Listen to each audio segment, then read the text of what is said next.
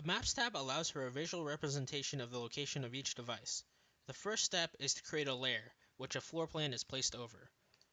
What the layer represents is entirely up to the user.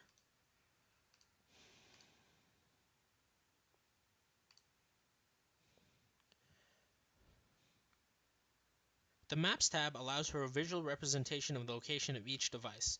The first step is to create a layer, which a floor plan is placed over. What each layer represents is entirely up to the user. For instance, if the installation is confined to a single office in a building, then a layer can represent just that office space.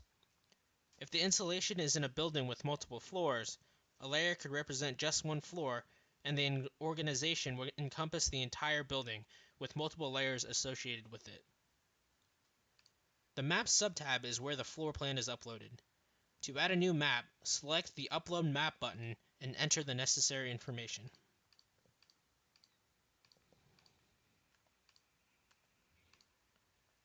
Select the desired floor plan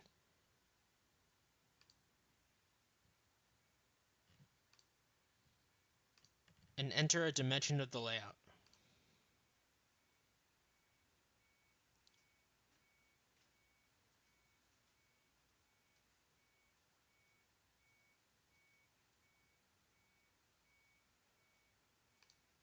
Only a single map can be uploaded for each layer. The device locations themselves can be arranged in the Positioning tab. You can change the layer to display the desired floor plan here. Then click and drag the devices into position.